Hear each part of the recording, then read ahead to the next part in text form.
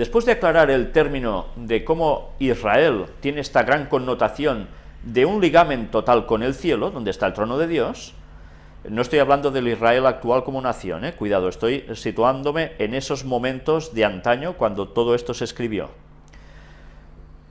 Y ahora entramos en el tema de Orión. Una vez más, la constelación y la nebulosa que nos está dando tanta temática. Vamos a ver dónde se cita Orión. Job capítulo 9, versículo 9 nos dice, refiriéndose a Dios, Él hizo la Osa, el Orión y las Pléyades, y los lugares secretos del sur. Nos está hablando de constelaciones en general. Dios es el creador de las constelaciones, pero cita tres en este caso, de las cuales ya hemos hablado bastante, pero aún tendremos que hablar más, o deberemos hablar más. Job 38:31, ¿podrás tú atar los lazos de las Pléyades, o desatarás las ligaduras de Orión? Una vez más nos damos cuenta cómo se están conjuntando dos distintas, Orión y Pléyades, de las cuales ya os he dicho que estuvimos hablando. ¿Y por qué dice los lazos de las Pléyades? Ya sabéis que hay una serie de estrellas que parecen unidas, y por eso el texto decía, ¿tú podrás desatar esto? Si eres un hombre, ¿te puedes comparar a mí como creador? ¿O desatarás las ligaduras de Orión? Pues está dando el concepto de que realmente el hombre siempre es hombre y no se puede comparar con Dios. Y hay cosas que no podemos entender porque no estábamos cuando todo se hizo. Y aunque la Biblia nos dé muchas explicaciones de muchas cosas, nuestra comprensión sigue siendo limitada y Dios algún día nos va a explicar muchas cosas.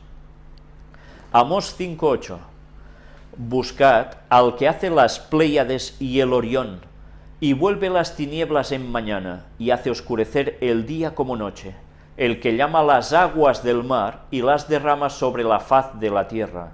Jehová es su nombre. Mirad cómo aquí también nos vuelven a aparecer Pléyades y Orión, pero en consonancia, una vez más, bueno, podríamos hablar sobre el oscurecimiento del día, etcétera, etcétera, pero nos vamos a centrar en lo siguiente. Una vez más, va ligado todo a aguas, no solo del mar, sino que dice que las derrama sobre la faz de la tierra. Esta bendición de Dios, esta verticalidad una vez más. Y nosotros dice que hemos de buscar a este Dios, el que ha hecho esto. Pues bien, ahora vamos a ver también algo muy interesante. Orión está compuesto básicamente de 8 estrellas muy importantes. Pero vais a ver cómo también la pirámide más importante de Egipto consta de 8 caras. Esto es algo curioso que mucha gente desconoce. Aquí vamos a ver precisamente la constelación de Orión, nos da un poco de explicación en qué consiste. Orión, mirad que le dice el cazador. ¿Por qué el cazador? Ya vimos su forma, ¿no? Pues de esto también nos va a dar más tema aún, sobre el cazador. Pero bien, nos dice, es una constelación prominente, quizás la más conocida del cielo. Es interesante, que precisamente donde esté el trono de Dios, es la más conocida del cielo. ¿Por qué será? Luego nos empieza a hablar de sus estrellas brillantes y visibles, desde ambos hemisferios, hacen que esta constelación sea reconocida universalmente. Esta es otra particularidad. Norte o sur, estés donde estés, es visible. Sabéis que hay constelaciones que depende del momento y del hemisferio no se ven. Pues esta sí, se ve siempre. ¿Y no dice que la venida de Cristo será vista por todo el mundo? ¿Todo el mundo? ¿Por toda la tierra? Por toda la tierra. Y de oriente a occidente, como también hablaremos. Mirad, voy a leeros, no lo tenía previsto, pero voy a leeros lo que continúa, porque hay algún detalle interesante. La constelación es visible, nos dice, a lo largo de toda la noche, durante el invierno en el hemisferio norte, verano en el hemisferio sur. Es asimismo visible pocas horas antes del amanecer, desde finales del mes de agosto hasta mediados de noviembre, y puede verse en el cielo nocturno hasta mediados de abril, al menos en el hemisferio norte. Orión se encuentra cerca de la constelación del río Eridanus y apoyado por sus 2 perros de caza, Canis Mayor y Canis Minor, peleando con la constelación del Tauro, que es precisamente la que está a su lado. y de la cual ya hemos dado también una serie de pinceladas interesantes sobre Tauro, y más adelante deberemos hablar sobre estas y sobre otras constelaciones, si Dios quiere. Luego aquí nos dice de qué cantidad de estrellas está compuesta, y además algo muy interesante que me gustaría que tuvieseis en cuenta. Las estrellas tienen nombre. ¿Recordáis el texto bíblico donde dice que Dios puso nombre a las estrellas, las conoce por su nombre? Todo esto no es una solemne paradoja, un simbolismo, una metáfora o una tontería. Es porque realmente, cuando hacemos un análisis de las palabras antiguas, o más antiguas que se conocen en el vocabulario humano, tanto en hebreo como en otras lenguas orientales, resulta de que las palabras que quieren decir o que describen la estrella, cualquier estrella de una constelación, de las que la forman, más importantes, tienen un significado y todas tienen un origen común. Una vez nosotros conocemos este origen común, nos vamos a quedar maravillados de lo que realmente Dios nos está diciendo a través de las constelaciones. Una enseñanza alucinante. Y esto también lo mostraremos en su momento. Pero bien, de aquí entremos en el recuadro que veis marcado en rojo, donde nos dice el número de estrellas, 8. Las 8 importantes que forman precisamente esta constelación de Orión que veis aquí. Luego vamos avanzando, aquí tenéis todos los datos, una vez más la nebulosa impresionante de Orión. Y ahora entramos en mitología. Ya sabéis que Grecia tiene mucha mitología antigua, sus filósofos, sus astrónomos, etcétera, etcétera. Pues entre todos, más o menos, fueron formando sus mitologías, y sus sacerdotes, por supuesto. Y vamos a ir dándonos cuenta, también al paso de conferencias, cómo la mitología griega no fue la primera en describir las constelaciones y su significado, aunque quizás son las que más nos han llegado a nosotros, sino que sencillamente hacían plagios y copia de lo que había antes, que alguien ya explicaba antes, y que sencillamente ellos tuvieron que adaptar a sus formas de creencia. Pero bien, vayamos a lo que nos dice aquí un poco en la mitología griega, donde nos dice: Orión fue un gigante que, según algunas versiones, nació de los orígenes de los dioses Zeus, Poseidón y Hermes. Ya veis que aquí nos empieza a explicar luego toda una trama sobre Orión, y puede ser una explicación, puede ser otra, dependiendo.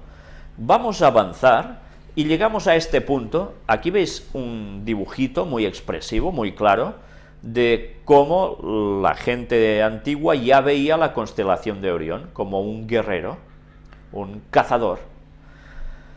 Y mirad qué nos dice en este apartado en rojo que hemos puesto aquí.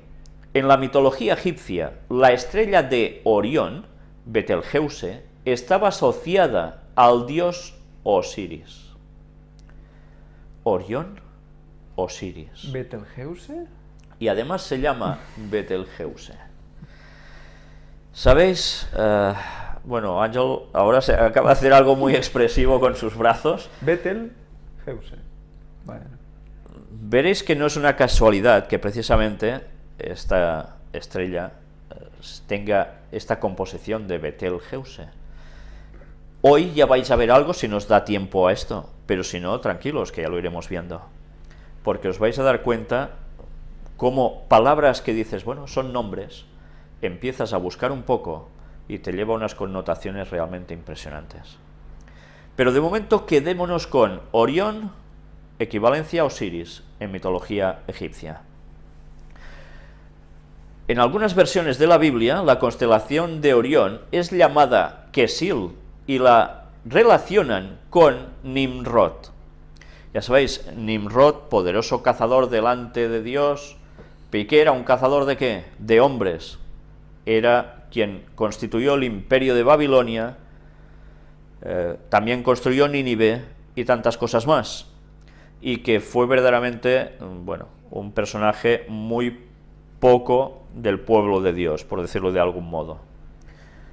Y bien, ¿qué conclusión sacamos de esto? Pues que después de comprender que Orión en mitología egipcia es parecido a Osiris, nos vamos a dar cuenta también como Nimrod también está asociado precisamente a la constelación de Orión. Si os dais cuenta, los grandes personajes divinos de culturas paganas antiguas, todas hacen referencia a Orión, como si en el fondo la divinidad estuviese allí. Y ya vemos que verdaderamente Dios está en esa constelación o pasando por allí. Pero mirad ahora, hemos hablado de que es llamada bíblicamente también Kesil, la constelación de Orión. Luego, una curiosidad. En la franquicia de ciencia ficción Star Trek existe una especie llamada Orión, reconocida por ser principalmente un pueblo de piratas, mafiosos y prostitutas. Bien, ya sabéis que precisamente Star Trek, esta serie y esas películas que se han hecho, van muy asociadas al lado oscuro, que bajo el manto de la ciencia ficción nos han dado una serie de, bueno, no iba a decir conocimientos, yo no diría conocimientos, sino conceptos, exacto, que nos llevan precisamente a todo lo contrario a lo bíblico. Pero además es interesante que para ellos esté asociado a piratas, mafiosos y prostitutas, o sea, todo lo contrario a lo divino, ¿no? Pero sigamos, ahora vamos a ver, aquí tenéis la constelación de Orión, la veis bien, ¿no? Cómo está formado, más o menos si seguís los trazos del delineamiento en verde, os dais cuenta de que es más o menos una figura corpórea, humana, y que, bueno, que está en la pose de cazador. Pues vamos a ver ahora también qué aparece aquí en lo que decíamos antes, las 8 caras de la Gran Pirámide. Vamos a verlo más ampliado. Las 8 caras laterales de la Gran Pirámide, Flinders Petrie ya observó, entre otros aspectos morfológicos, que la sección horizontal de la Gran Pirámide tiene forma octogonal, de estrella de 4 puntas, pues cada una de las caras está compuesta por 2 planos, con ligera pendiente hacia el centro, difícilmente apreciable a simple vista por la ausencia casi total del revestimiento, pues solamente se han conservado algunos bloques de piedra caliza procedentes de las canteras de Tura, en la primera hilada de la cara septentrional. Esta característica y su orientación hacia el norte geográfico genera en las caras norte y sur un fenómeno de proyección de sombras durante los equinoccios. Mirad también qué bien calculado, ¿eh? Y qué importancia deben tener los equinoccios. Hacia el amanecer, durante unos minutos, la mitad oeste de las caras norte y sur es iluminada por los rayos del sol, mientras la mitad este permanece en sombras. Hacia el ocaso ocurre al contrario, quedando iluminada la mitad este de las caras norte y sur, mientras la mitad oeste queda en sombras. Es el denominado efecto relámpago. Anda. Relámpago. En la Biblia, ¿cómo se describe que vendrá Cristo? Como un relámpago que sale del oriente y se muestra hasta el occidente. Así dice que será la venida del Hijo del Hombre, de Jesús, la segunda venida. Una vez más, nos estamos dando cuenta cómo Satanás, cuando motivó a la construcción de estas pirámides, estaba dando unos conocimientos a la gente para que significaran algo.